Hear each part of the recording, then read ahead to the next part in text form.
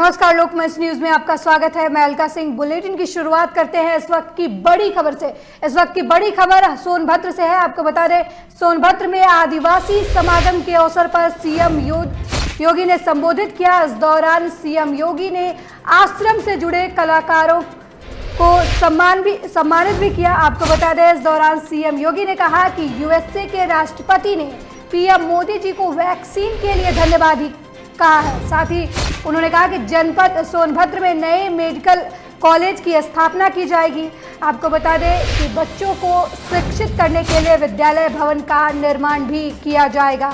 बड़ी जानकारी हम आपको सोनभद्र से दे रहे हैं, जहां सोनभद्र में आदिवासी समागम को संबोधित करते हुए सीएम योगी ने कलाकारों को उचित सम्मान मिलने की बात कही। आपको बता दें, इस दौरान सीएम ने कहा कि यूएसए के राष्ट्रपति ने मोदी जी को कोरोना वैक्सीन के लिए धन्यवाद कहा है। साथ ही कहा कि सोनभद्र जिले में नए मेडिकल कॉलेज की स्थापना की जाएगी। आपको बता दें कि बच्चों को शिक्षित करने के लिए विद्यालय भवन का निर्माण किया जा रहा है।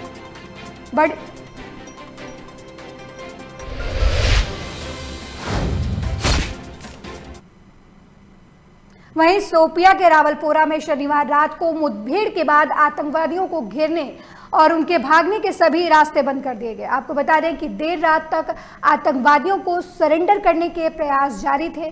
दावा किया जा रहा था कि घेराबंदी में जैश-ए-मोहम्मद का स्थानीय डिविजनल कमांडर विलायत उर्फ सज्जाद अफगानी भी है। इसी बीच रविवार सुबह सुरक्षा बलों को एक आतंकवादी को ढेर करने में सफलता मिली। वहीं अफवाहें फैलाने की आशंका से निपटने के लिए प्रशासन ने शोपियां में मोबाइल इंटरनेट सेवा पर भी अगले आदेश तक रोक लगा दी। जानकारी के अनुसार रावलपोरा में बीते शनिवार दोपहर बाद स्वचालित हथियारों से लैस आतंकवादियों का दल देखा गया। स्थानीय लोगों की सूचना दिए जाने पर पुलिस ने सेना की 34 आरआर और सीआरपीएफ की 188वीं बटालियन के जवानों के साथ मिलकर गांव में तलाशी अभियान चलाया। जवान जब गांव में आगे बढ़ रहे थे तो खेतों के पास एक जगह छिपे आतंकियों ने घेराबंदी तोड़ने और भागने का प्रयास किया। आपको बता दें कि जवानों पर इस दौरान आतंकियों ने गोली भी बरसाई। जवानों ने जवाबी फायरिंग किया और उसके बाद मुठभेड़ शुरू हो गई।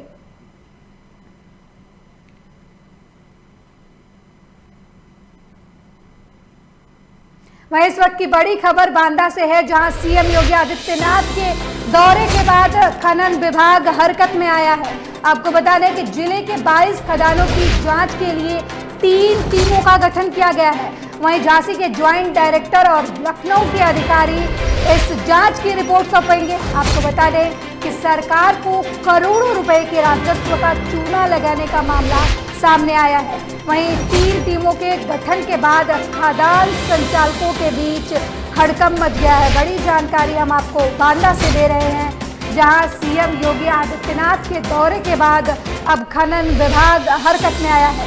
आपको बता दें कि जिले के 22 खदानों की जांच के लिए 3 टीमों का गठन किया गया है। वहीं झांसी के ज्वाइंट डायरेक्टर और लखनऊ के अधिकारी इस मामले में रिपोर्ट सौंपेंगे। आपको बता रहे हैं कि सरकार को करोड़ों रुपए के राजस्व का चूना लगाने की बात सामने आई है। वहीं 3 टीमों के गठन से खदान संचालकों के बीच हड़कंप मचा हुआ है।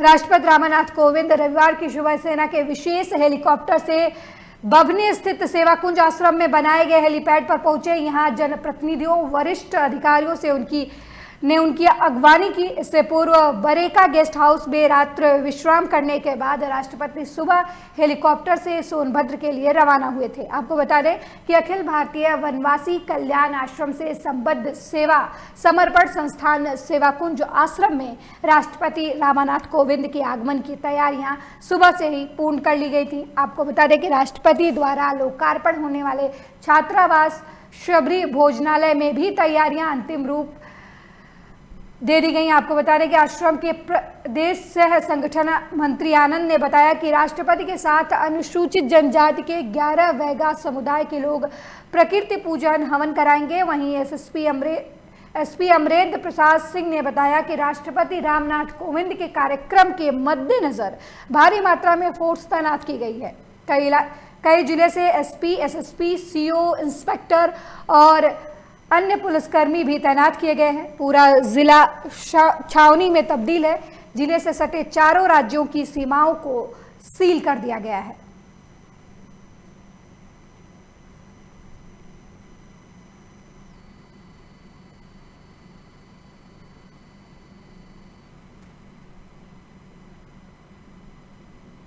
यहाँ पे कल के प्रस्तावित कार्यक्रम के लिए सारी तैयारियां पूरी कर ली गई हैं और इसके लिए बाहर जनपदों से और अलग अलग शाखाओं से हमारे पास पर्याप्त संख्या में पुलिस अधीक्षक स्तर के, अपर पुलिस अधीक्षक स्तर के, क्षेत्राधिकारी स्तर के और अधीनस्थ स्तर के महिला एवं पुरुष अधिकारी कर्मचारीगण प्राप्त हुए हैं। सबकी ड्यूटी लग गई है, बुकलेट तैयार हो गई है। आज आयुक्त महोदय और आईजी महोदय के अध्यक्षता में यहाँ पर फोर्स की ब्रीफिंग की गई और जो हमारी फ्लीट है वो उसका रिहर्सल किया गया।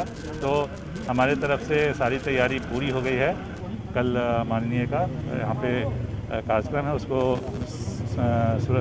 सही तरीके से संपन्न कराया जाएगा। तैयारी हमारी तकरीबन अंतिम चरण पे पहुँच चुकी है। पूरा हमारा ये हैंगर बन चुका है, जहाँ पे जो पूजा स्थल है वो पूरा हो चुका है। पूरा रूट डिफाइन हो चुका है, अंदर कहाँ से राष्ट्रपति जी आगे कहाँ पैदल जाएंगे, तो वहाँ की तैयारी और प्लस को जहाँ हमारे जो लोग अलग अलग ड्यूटीज़ पे लगे हुए हैं, जैसे सिक्योरिटी से लेकर मजिस्ट्रेट को हो गया, अलग अलग चीज़ें और प्रोग्राम का मिनट टू मिनट वो तैयार हो गया है और अपनी सारा हो चुका है। आश्रम के अंदर घूम के निर्माण जो हुए नए वाले जिनका लोकार्पण उनको देखेंगे। उसके बाद ये जो नया जो बिल्डिंग बनी है पूजन स्थल होगा, तो वहाँ पर प्रतिभा करेंगे 10 मिनट। उसके बाद फिर ये यहाँ पे सभा स्थल में आ जाएंगे। फिर यहाँ पे मुख्यमंत्री जी, राज्यपाल जी भी यहाँ ज्वाइन करेंगे और यहाँ पे फिर आगे प्रोग्राम होगा और उसके बाद सीधा वापस वाराणसी प्रस्थान कर जाएंगे। वहीं इस वक्त की बड़ी खबर लखनऊ से है, जहां भ्रष्टाचार मामले में बीसीएलडीए अभिषेक प्रकाश ने बड़ा कदम उठाया है। आपको बता दें कि भ्रष्टाचार रोकने और नियमों को पारदर्शी ढंग से अनुपालन करने के लिए कमेटी बनाई है। वहीं एलडीए के 58 कार्यों और टेंडर को परखने के लिए ये कमेटी बनाई गई है। आपको बता दें 1 सप्ताह के अंदर इस मामले में रिपोर्ट मांगी गई है। बड़ी जानकारी हम आपको लखनऊ से दे रहे हैं, जहां भ्रष्टाचार मामले में बीसीएलडीए अभिषेक प्रकाश का बड़ा कदम सामने आया है। आपको बता दें कि भ्रष्टाचार रोकने और नियमों को पारदर्शी ढंग से अनुपालन करने के लिए कमेटी बनाई गई है। एलडीए के 58 कार्यों और टेंडर को परखने के लिए ये कमेटी बनाई गई है। वहीं इस मामले में 1 सप्ताह के अंदर रिपोर्ट भी मांगी गई है।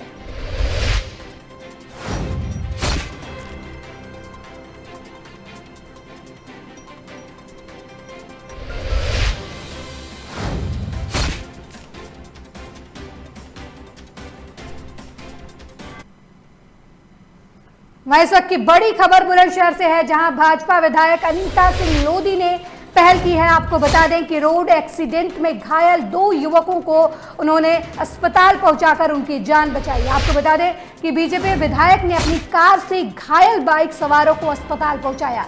डिबाई कोतवाली क्षेत्र के गांव जिरोली के पास हादसा हो गया था, जिसमें दोनों बाइक सवार गंभीर रूप से घायल हो गए थे, जिसके बाद विधायक ने उन्हें अपनी गाड़ी में बिठाकर अस्पताल पहुंचाया। आपको बता दें कि डिबाई विधानसभा क्षेत्र से विधायक है अनीता लोधी। बड़ी जानकारी हम आपको बुलंदशहर से दे रहे हैं, जहां बीजेपी विधायक अनीता सिंह लोधी ने पहल करते हुए रोड एक्सीडेंट में घायल 2 युवकों को अस्पताल पहुंचाया है। आपको बता दें कि दोनों युवक जिरोली के पास सड़क हादसे में घायल हो गए थे, जिसके बाद उन्होंने अपनी खुद की गाड़ी से घायलों को अस्पताल पहुंचाया। आपको बता दें कि डिबाई विधानसभा क्षेत्र से विधायक है अनीता लोधी।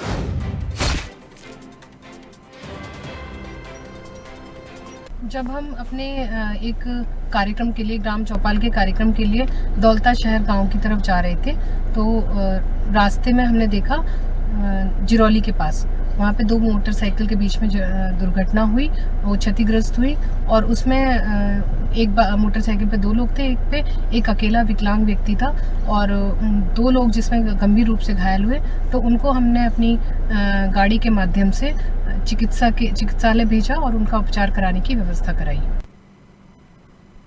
वहीं बस्ती में पुलिस और बदमाशों के बीच मुठभेड़ हो गई है। आपको बता दें कि बस्ती जिले के परशुरामपुर थाना क्षेत्र के गौर गोसाई गांव के पास चेकिंग के दौरान बदमाशों ने पुलिस पर फायरिंग कर दी, जहां जवाबी कार्रवाई में 50,000 के इनामी बदमाश को गोली लग गई। वहीं 2 आरोपी मौके से फरार होने में कामयाब रहे, जिसके बाद पुलिस ने घायल आरोपी को इलाज के लिए अस्पताल में भर्ती करवाया। वहीं पुलिस ने आरोपी के पास एक पिस्टल और कारतूस भी बरामद किया है। बताया जा रहा है कि 19 फरवरी को आरोपियों ने देसी शराब ठेके के संचालक को गोली मारकर लूट की थी। वहीं पुलिस ने बताया कि आरोपी पर पहले से 8 मुकदमे दर्ज हैं।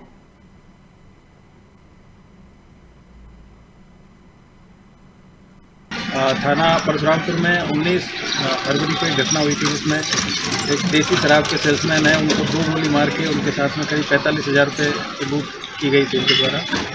तभी से इनकी तलाश चल रही थी और इसमें आज इनकी गिरफ्तारी किया गया है और गिरफ्तारी करके इनको जेल भेजा गया है। इनके ऊपर मेरे द्वारा पहले 25,000 रुपये का इनाम घोषित किया गया था, जो उनका नाम प्रकाश में आया था।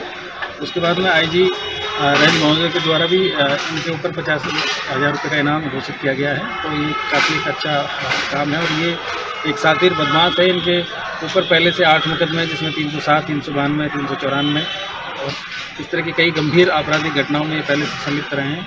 और आज भी इनके ऊपर 325 में इनके ऊपर मुकदमा लिखा जा रहा है और इनके पास से एक 32 बोर की पिस्टल भी बरामद हुई है, जिसके कुछ जिंदा और फायर्ड जो केस भी इनके पास है। सर, ये मुठभेड़ के दौरान अकेले थे या इनके और भी साथी थे? इनके साथ में 2 लोग और थे, जिनके बारे में बताया गया। वहीं इस वक्त की बड़ी खबर जालौन से है। आपको बता दें कि दबिश देने गए सिपाहियों के साथ ग्रामीणों ने मारपीट की है। आपको बता दें कि शराब बेचने की सूचना पर पुलिसकर्मी दबिश देने गए थे, वहीं ग्रामीणों ने सिपाहियों को बंधक बनाकर इस दौरान पिटाई की। आपको बता दें कि पुलिसकर्मियों के पिटाई का वीडियो सोशल मीडिया पर वायरल हो रहा है। बड़ी जानकारी हम आपको जालौन से दे रहे हैं, जहां दबिश देने गए सिपाहियों के साथ ग्रामीणों ने मारपीट की है। आपको बता दें कि शराब बेचने की सूचना पर दबिश देने गए थे पुलिसकर्मी। इसी दौरान ग्रामीणों ने सिपाहियों को बंधक बनाकर उनकी पिटाई की।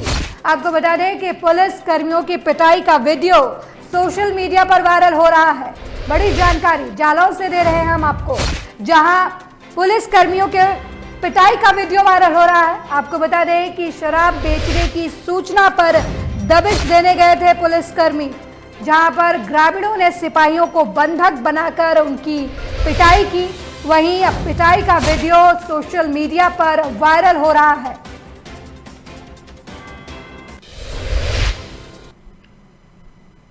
वहीं वेज रिवीजन की मांग को लेकर बोकारो के सेक्टर 4 स्थित गांधी चौक पर इस्पात मजदूर मोर्चा ने 1 दिवसीय धरना दिया। आपको बता दें कि कार्यक्रम का नेतृत्व संगठन के महामंत्री BD प्रसाद ने किया। वहीं उन्होंने कहा कि ठेका मजदूरों और अन्य मजदूरों के साथ स्टील प्रबंधन घोर अन्याय कर रहा है। साथ ही कहा कि वेज रिवीजन की मांग को लेकर कई बार आंदोलन हुआ है, लेकिन प्रबंधन महज आश्वासन देता रहता है। साथ ही उन्होंने कहा कि यदि प्रबंधन उनकी मांगे नहीं मांगता तो वो आंदोलन का तरीका बदलेंगे और प्रबंधन की लापरवाही और मनमानी के खिलाफ जोरदार तरीके से आंदोलन करेंगे।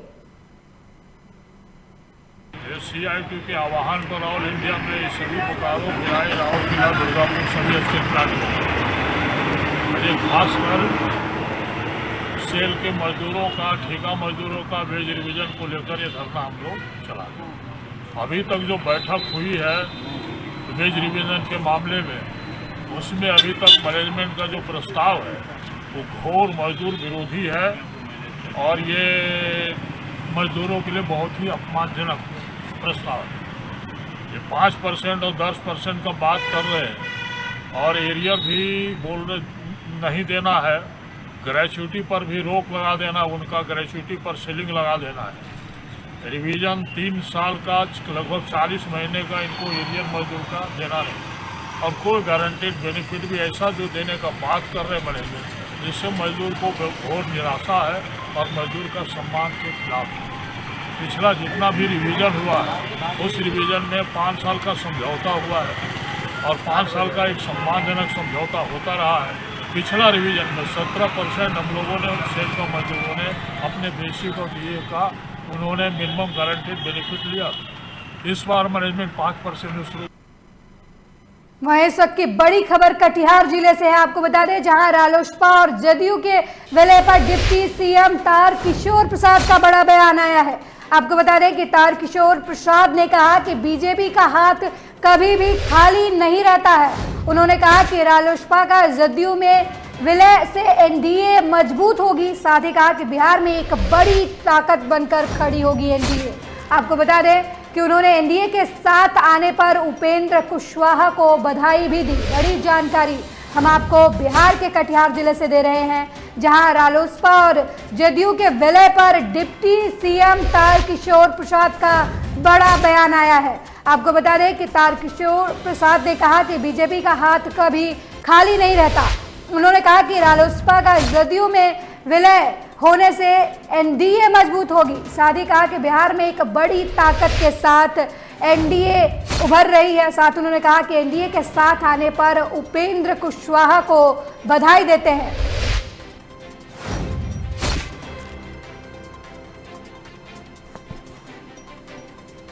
टूट के चला गया, भाजपा का हाथ खाली रह गया, रालोसपा नहीं, भारतीय जनता पार्टी का हाथ कभी खाली नहीं रहता है।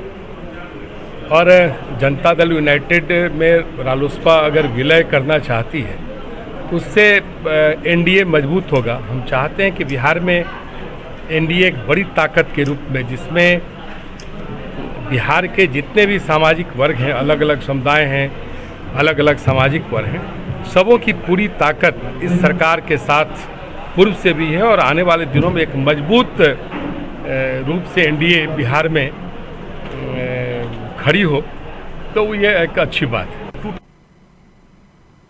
वही सिपाही भर्ती लिखित परीक्षा के दौरान बिहार थाना इलाके के 2 परीक्षा केंद्रों से एक महिला समेत 13 अभ्यर्थियों को कदाचार के आरोप में गिरफ्तार कर दिया गया है। सदर डीएसपी डॉक्टर मोहम्मद शिबिल नेमानी ने बताया कि नालंदा कॉलेज और आरपीएस स्कूल में चल रहे सिपाही भर्ती लिखित परीक्षा की पहली पाली के दौरान एक महिला समेत कुल 13 अभ्यर्थियों को गिरफ्तार किया गया है। उन्होंने कहा कि नालंदा कॉलेज से 4 लड़के और आरपीएस स्कूल से 8 लड़के और 1 लड़की कदाचार के आरोप में पकड़ी गई है। सभी को बिहार थाना पुलिस गिरफ्तार कर ले गई है। आपको बता दें कि पुलिस भर्ती की लिखित परीक्षा चल रही है। इस दौरान कदाचार के मामले में कई लोग गिरफ्तार किए गए हैं।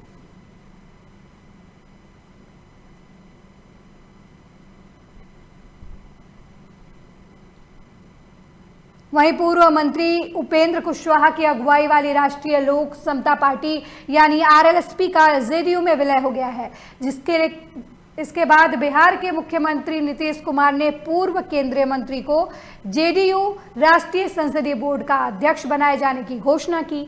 बता दें कि कुशवाहा करीब 8 साल के बाद लंबे अंतराल के बाद जेडीयू में लौटे हैं। विलय के बाद उपेंद्र कुशवाहा को जेडीयू के प्रदेश अध्यक्ष उमेश कुशवाहा ने पार्टी की सदस्यता का फॉर्म दिया, जिसे भरकर उन्होंने जेडीयू की सदस्यता ली। हालांकि इस मौके पर जेडीयू के राष्ट्रीय अध्यक्ष आरसीपी सिंह मौजूद नहीं रहे, जो चर्चा का विषय बना रहा। साथ ही आरसीपी सिंह के दिल्ली में किसी काम से रुके होने की जेडीयू की तरफ से बात कही गई, लेकिन उनके हस्ताक्षर से एक पत्र जारी किया गया, जिसे पढ़कर नीतीश कुमार ने मंच से ही घोषणा की कि अभी से उपेंद्र कुशवाहा जेडीयू के संसदीय बोर्ड के अध्यक्ष होंगे।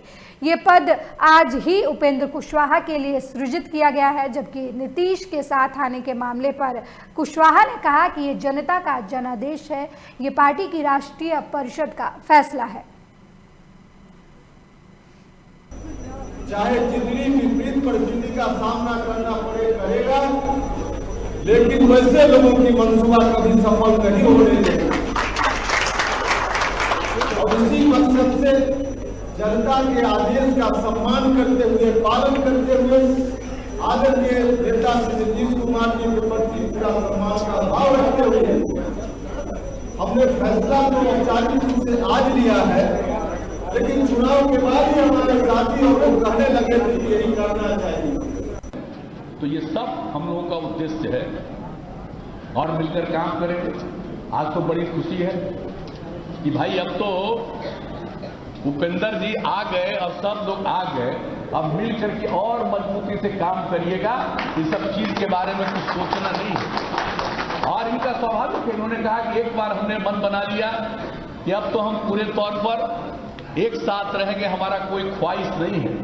लेकिन अरे भाई आपका कोई ख्वाहिश नहीं है, ठीक है, लेकिन हम लोग तो सोचेंगे ना कि हम लोगों को मिलकर के काम करना है और आपकी भी प्रतिष्ठा है, आपकी भी इज्जत है, आपकी भी हैसियत है। ये जब बात तय हो गई तो आज ही आपको लोग जारी भी कर देंगे और जो हमारी इच्छा थी उसी इच्छा का पालन करते हुए आरसीपी सिंह ने पत्र भेज दिया राष्ट्रीय अध्यक्ष ने और भाई उपेंद्र कुशवाहा जी को तत्काल प्रभाव से, मतलब जस्ट अभी से ये जनता दल के राष्ट्रीय संसदीय बोर्ड के अध्यक्ष रहेंगे। वहीं बरहेट विधायक के प्रतिनिधि पंकज मिश्रा के चचेरे भाई धनंजय मिश्रा का शव पुलिस ने शनिवार रात जिरबावड़ी ओपी थाना क्षेत्र के अंबाडीहा गांव से एक गड्ढे से खोद कर निकाला। मिर्जा चौकी निवासी धनंजय मिश्रा 4 मार्च से अपने घर से लापता थे, जिसकी शिकायत 5 मार्च को मिर्जा चौकी थाना में उनके परिजनों द्वारा की गई थी। 9 दिनों बाद पुलिस को सुराग मिले, जिसके आधार पर धनंजय मिश्रा का शव जिरबाड़ी थाना क्षेत्र के आमाडीहा गांव के पास एक गड्ढे से खोद कर निकाला गया। आपको बता दें कि धनंजय मिश्रा बरहेट विधायक और राज्य के मुख्यमंत्री हेमंत सोरेन के विधायक प्रतिनिधि विधायक पंकज मिश्रा के भाई बताए जा रहे हैं। वहीं इस घटना को लेकर पुलिस त्वरित कार्रवाई में लगी है। पुलिस को गड्ढे से जो लाश प्राप्त हुई है उसकी पहचान मृतक के जीजा ने किया है। वहीं पंकज मिश्रा ने कहा कि मरने वाला मेरा चचेरा भाई है और जिले में अपराधियों का मनोबल काफी बढ़ा हुआ है, इस कारण इस प्रकार की हिमाकत अपराधियों ने की है। मामला हाई प्रोफाइल होने की वजह से दुमका जोन के डीआईजी सुदर्शन मंडल साहिबगंज पहुंचे और इस कांड को लेकर नजरें बनाए हुए हैं। फिलहाल घटना के पीछे प्रेम प्रसंग और जमीनी विवाद का मामला निकलकर सामने आ रहा है। इसके अलावा हर बिंदु पर पुलिस छानबीन कर रही है। मृतक की पत्नी और एक संदिग्ध को थाने में बुलाकर पूछताछ की जा रही है। धनंजय मिश्रा मेरा साला है। वो 4 तारीख को डेली मतलब सुबह जाते थे मिर्जा चौकी, वो ज़मीन है उनका बाउंड्री कराने, और शाम में आते। 4 तारीख को गए और आए नहीं, तो 5 हम लोग 4 को रात में आए नहीं, तो 5 को हम लोग थोड़ा खोजने शुरू किए, नहीं पता चला तो हम FIR दर्ज कराए। तो कल डेड बॉडी मिला तो उसमें पहचान आया वो हमारे साला। मेरा चचेरा भाई के साथ हुआ है। मेरा एक ही लक्ष्य है कि अभी साहेबगंज जिला को अपराध मुक्त हमको बनाना है। अपराधी के लिए कोई भी जगह नहीं है, या तो इस जिला को, इस राज्य को छोड़कर चले जाए, या पुलिस कानूनी कार्रवाई कर सब पर एकदम किसी को भी पनाह नहीं देते हम। इतनी बड़ी दुस्साहस करने की अगर किसी ने हिमाकत की है, इसकी अंजाम परिणाम बहुत बुरा होगा। धनंजय जी का कोई व्यवसायी नहीं था, ना ही उनसे किसी की मतभेद थी जी। आप ये अपराधिक पकड़ाएंगे तो वो बताएंगे कि किस संबंध में कैसे हत्या किए जी, किसकी दुश्मनी से क्यों किए। लेकिन अपराधियों का मनोबल बढ़ा हुआ है और जल्द ही प्रशासन से मांग के कि 24 घंटे के अंदर इसका सारे अपराधी पकड़े जाने चाहिए। धनंजय मिश्रा के जो उसमें गया था अपने घर में 4 बजे, उस दिन से वो गायब था। जैसा कि पता चला कि कल उसकी लाश महादेवगंज के आसपास में जी गाड़ी भी से निकाला गया है। अभी कई बिंदुओं पर अनुसंधान किया जा रहा है कि हत्या का वास्तविक कारण क्या है। कुछ इलिसिट रिलेशन की भी बातें सामने आ रही है, कुछ इसमें लैंड डिस्प्यूट की बातें सामने आ रही हैं। तो सभी पहलुओं पर जांच करने के बाद ही एग्जैक्ट पता चलेगा कि किस कारण से इसकी पूछताछ के लिए 2 लोग भी देखे गए हैं। सर कौन कौन थे वो 2 लोग? 2 लोग में एक मृतक की पत्नी है और एक। वहीं उत्तराखंड के रुद्रप्रयाग में चिरबटिया नेचर फेस्टिवल के दूसरे दिन ट्रैकिंग और बर्ड वॉचिंग के लिए चिरबटिया के राई झील के लिए 40 सदस्यीय दल को रवाना किया गया। आपको बता दें कि फेस्टिवल की पहली संध्या को गायकों ने अपनी शानदार प्रस्तुति से दर्शकों को झूमने पर मजबूर कर दिया। वहीं रात में विलेज कार्यक्रम में कलाकारों ने विभिन्न सांस्कृतिक कार्यक्रमों की शानदार प्रस्तुति दी, जहां ट्रैकिंग दल को रवाना करते हुए प्रभागीय वनाधिकारी वैभव कुमार ने कहा कि राई झील के आसपास बर्ड वॉच को चीर, फिजियन ब्लू, विस्टिंग, ग्रीन डोरमैन और फ्लैकन सहित कई पक्षियों को देखने का मौका मिलेगा। वहीं बर्ड वॉचिंग के शौक से रंग बिरंगे पक्षियों को देखकर एक विशेष प्रकार का कौतूहल उत्पन्न होता है, जिससे प्रकृति से जुड़ पाते हैं लोग। और साथ ही कहा कि बर्ड वॉचर का एक फ़ायदा ये भी है कि आपका स्वास्थ्य बेहतर से बेहतर हो जाता है, क्योंकि पक्षियों को देखने के लिए आपको शुद्ध वायु वाले जंगलों में और प्राकृतिक स्थानों में घूमने का मौका मिलता है। इस बार हम लोगों ने 3 दिवसीय नेचर फेस्टिवल का आयोजन किया है। पूर्व में वन विभाग द्वारा बर्ड फेस्टिवल का आयोजन चिरबटिया में किया गया था और रिलायंस फाउंडेशन और एवं जिला प्रशासन द्वारा जो है वो मानसून हाफ मैराथन का आयोजन किया गया था। तो इस बार ये माननीय जिलाधिकारी महोदय के निर्देशन में ये निर्णय लिया गया कि ये सारे कार्यक्रमों को जो है एक साथ क्लब करके एक 3 दिवसीय नेचर फेस्टिवल का आयोजन किया जाए। मैं पर्सनली बताऊं तो मैं नेचर लवर हूं और मुझे बर्ड वॉचिंग का भी बहुत ज़्यादा शौक है। तो इसी कॉन्टेक्स्ट में जब मैंने ऑनलाइन सर्च किया तो मुझे चिरबटिया का ट्विटर में उनका एडवर्टाइजमेंट था वो देखने को मिला और इंडिया हाइक्स के वेबसाइट में भी उनके बारे में पता लगा मुझे। तो मैंने देखा कि उन्होंने बहुत ही बढ़िया एक प्रोग्राम बनाया। इस वक्त की बड़ी खबर ग्रेटर नोएडा से है, जहां थाना नाजेल पार्क पुलिस ने मोबाइल स्नैचर और वाहन चोर बदमाशों को गिरफ्तार किया है। आपको बता दें पुलिस ने बदमाशों के पास से 14 मोबाइल फोन बरामद किए हैं। वहीं इस दौरान एक अपाचे, तमंचा और जिंदा कारतूस के साथ 2 चाकू भी बदमाशों के पास से बरामद किया गया है। आपको बता दें कि तुगलकपुर पेट्रोल पंप के सामने से आरोपियों को गिरफ्तार किया गया है। बड़ी जानकारी हम आपको ग्रेटर नोएडा से दे रहे हैं, जहां थाना नाजेल पार्क पुलिस ने मोबाइल स्नैचर और वाहन चोर बदमाशों को गिरफ्तार किया है। आपको बता दें कि पुलिस ने बदमाशों के पास से 14 मोबाइल फ़ोन भी बरामद किए हैं। वहीं इस दौरान एक अपाचे, तमंचा और जिंदा कारतूस के साथ चाकू भी बदमाशों के पास से बरामद किए गए हैं। आपको बता दें कि तुगलकपुर पेट्रोल पंप के सामने से चोरों को गिरफ्तार किया गया है।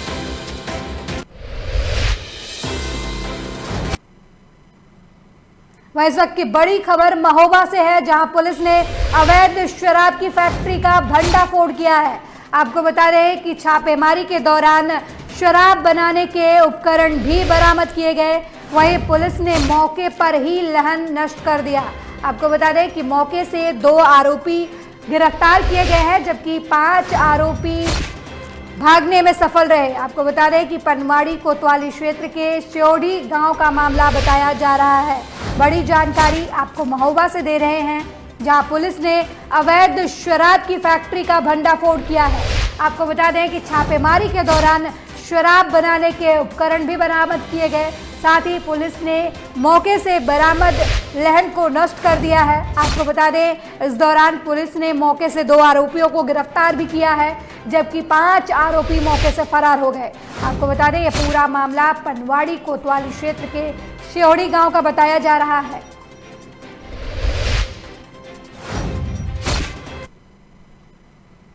वहीं रुड़की ब्लॉक के बेलड़ा ग्राम के ग्राम प्रधान मनमानी करने के चलते तमाम नाजायज कार्यों को लेकर करने का आरोप लगाया जा रहा है। वहीं बेलड़ा गांव के ग्रामीणों ने इकट्ठा होकर गांव में पड़ी हुई बंजर जमीन पर 4 दीवारी कर जमीन को ग्राम प्रधान पर कब्जा करने का आरोप लगाते हुए शासन प्रशासन से गुहार लगाई है। ग्रामीणों का कहना है कि ग्राम प्रधान उस जगह पर निर्माण कराकर कब्जा जमाना चाहते हैं, जिस पर पहले से ही कोर्ट ने स्टे का आदेश दिया है। ये रास्ते की जमीन है, इस जगह पर कोई निर्माण कार्य नहीं किया जा सकता। बावजूद इसके ग्राम प्रधान सचिन ने उस जगह पर दोबारा निर्माण कार्य शुरू करवाया है, जिसके बाद ग्रामीणों की सूचना पर पुलिस मौके पर पहुंची और निर्माण कार्य को रुकवा दिया।